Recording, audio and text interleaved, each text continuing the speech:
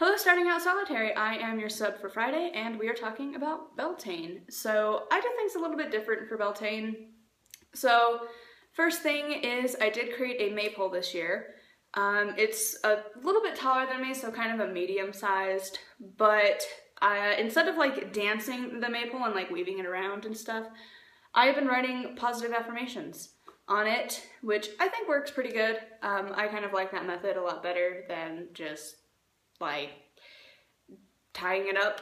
I don't know, I just don't like the way that looks very much. I like to see it flowing in the breeze. So I've been writing positive affirmations, and when the ribbons are all filled up, I'm going to ritually burn them on the next spot. So yep, hopefully that's safe to burn ribbons.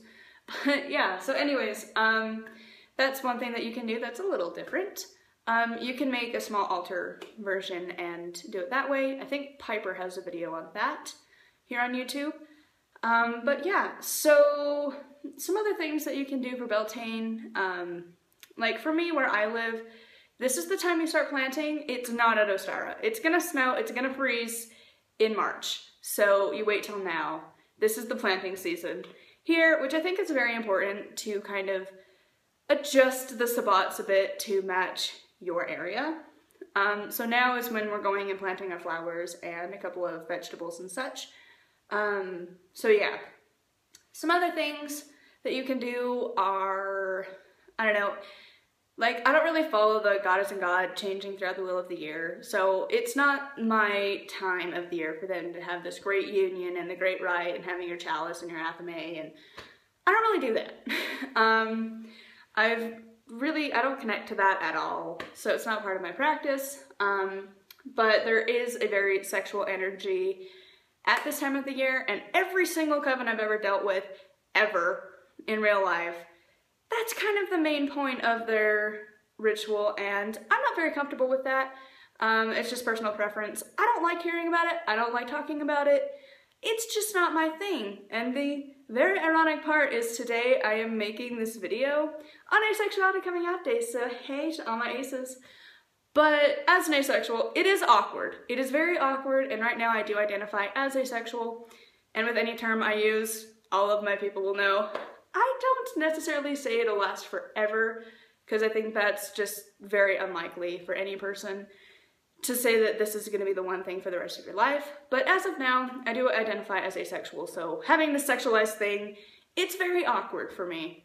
And so I've been really thinking about it a lot this year and decided that instead of focusing on, you know, trying to honor something that doesn't apply to your life, instead you should just honor it as yourself.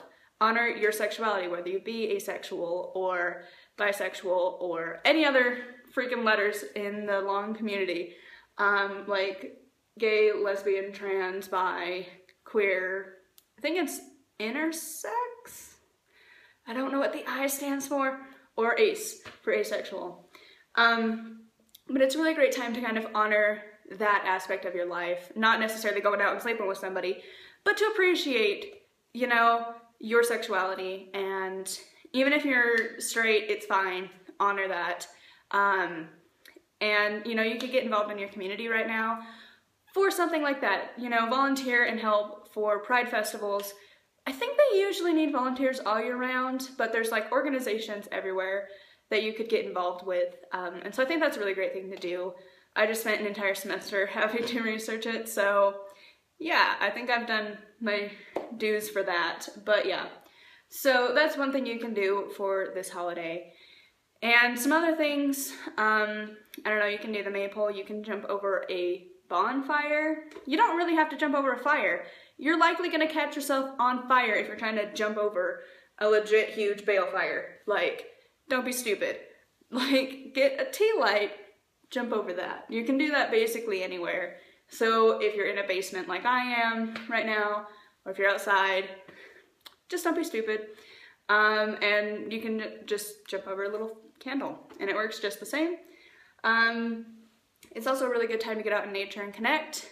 And I don't know, I guess the last thing kind of does more apply to women, and it's something that I've been exploring more recently, but it's also a really great time to connect to your moon cycle and honor the magic that happens during that time, because it is kind of this culture of you're supposed to hate it. It's supposed to be this like horrible time for like a week of just like, oh my god.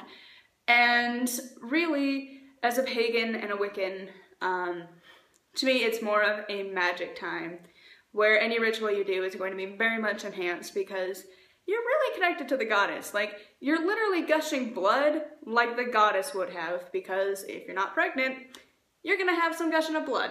So for me, it's a really powerful time to work with that magic throughout the next, you know, what, 6 weeks? So honor your cycles during that time and really connect. I think it's the red tint movement has a lot more about that. But to me, Beltane is often represented with red, and often red is associated with sex. But to me, I've kind of been thinking more about this moon magic, moon cycle magic, I should say, and getting connected with that. And if you're working on your inner goddess, that's kind of a big role.